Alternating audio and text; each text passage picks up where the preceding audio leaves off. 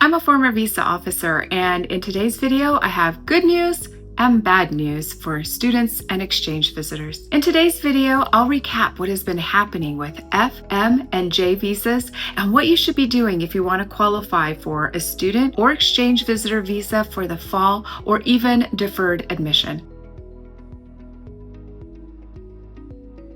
There's good news and bad news. The good news is that the appointment pause on F1s, M, and J visas has been lifted. Embassies and consulates had 5 days to implement changes to the vetting process, and if your local embassy isn't already, they should be taking F, M, and J visa appointments soon. The not so good news is that there is now an added layer of vetting that visa officers are required to complete, which is going to slow down the processing of approved visas, and that in turn means fewer available appointments. Whether you have admission for this fall or next year, you will want to schedule your visa appointment as soon as possible and prepare to succeed in your first visa interview. If you are lucky enough to have already snagged an appointment, don't squander your chance at the interview, because in most cases, you won't get a second chance for this academic year. If you have deferred your admission until next year, the time to be looking for visa appointments and preparing for your interview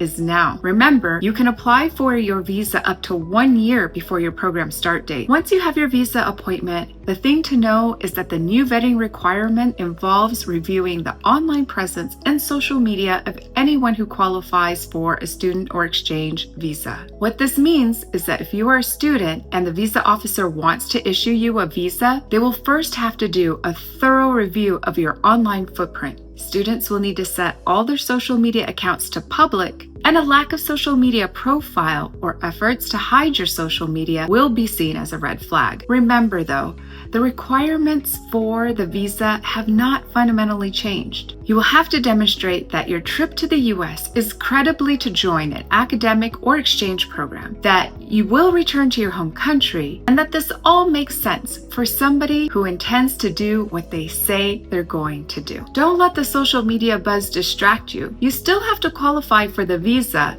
before an officer will even take the time to look at your online presence. If you want to ensure that you're prepared for your visa interview, that is where we come in. At Argo Visa, we pride ourselves on helping students articulate their intentions in a way that's compelling to the visa officer and that gives you the best chances of being approved.